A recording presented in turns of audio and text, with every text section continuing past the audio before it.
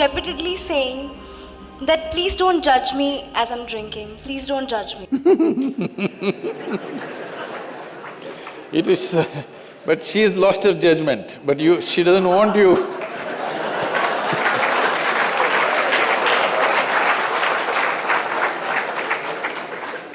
So my question is, whether it is alcohol or not, in life, why are we so apprehensive about being judged by others? And how can we not let this come on our way of being happy?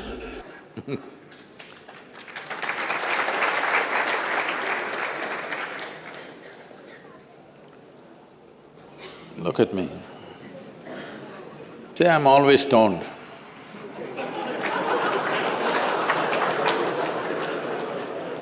Never touched a substance, but always stoned.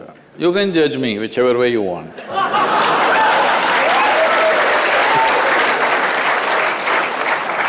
Because one thing is, I'm stoned in such a way that I have not lost my judgment at all. And at the same time, whichever way you judge me has absolutely no impact on me because I'm completely stoned.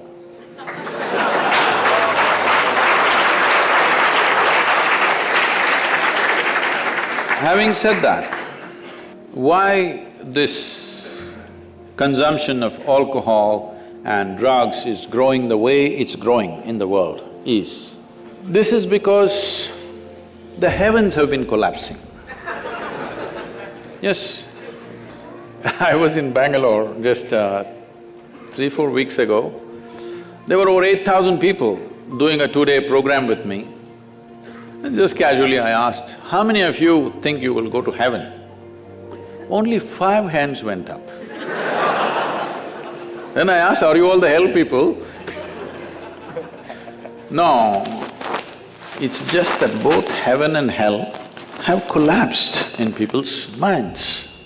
This is the first time in the history of humanity that this many people in the world can think for themselves.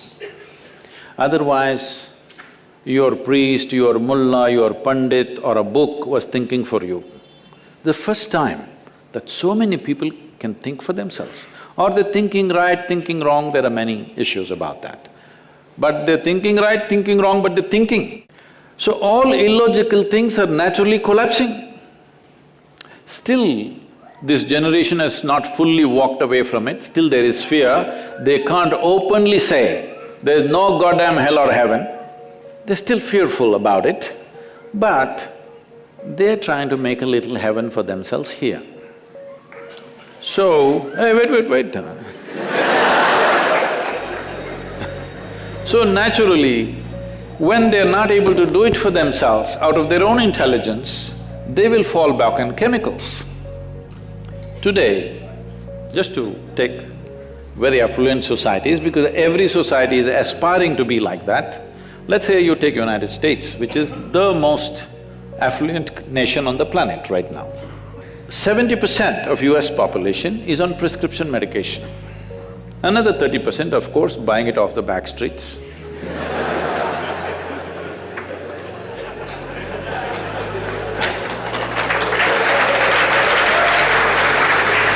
Most affluent nation, obviously affluence is not working. To be healthful, you need chemicals. To be joyful, you need chemicals. To be peaceful, you need chemicals. To be ecstatic, of course, that is ecstasy. So, I'm not even looking at it morally. It's never a moral issue for me. If 90% of this population right now is on chemicals, believe me, the next generation that we produce will be a generation which is much less than us. If we produce a next generation less than ourselves, we have committed a crime against humanity, because the next generation must be at least one step ahead of us, otherwise we've lost it. We've lost the entire process of civilization when we produce a next generation which is actually less than us. So, we are heading towards this rapidly. Unless we teach individual human beings how to simply sit here and be blissed out. Stoned enough or no? Just look at me. But am I conscious enough, alert enough, clear enough? If there was a way to intoxicate yourself without losing your judgment, without losing your awareness, without losing your intelligence, it's a great thing. Intoxication is a fantastic thing. Only problem is, it takes away your judgment, it takes away your intelligence, incapacitates you. That is the problem, isn't it? Is it true? Ask anybody, you're not in the medical sciences, but ask anybody, is it true that this body here is the greatest chemical factory in the universe right now? The universe that we know at least? Only problem is you're a lousy manager. If you know how to manage this, you would be like me, always blissed out. Anybody can say what they want, anybody can do what they want. This is like this only. Because I have not given this privilege to anybody, that somebody can make me happy, somebody can make me unhappy, somebody can make me miserable. Right now, you are a consequence of other people's opinions. Where do you plan to go like this? Anybody can ruin you. You went outside, somebody told you, Shreya, you are the most wonderful human being we have seen. Then you were floating on that cloud, what number? What number? 9. Oh, in South we do 11.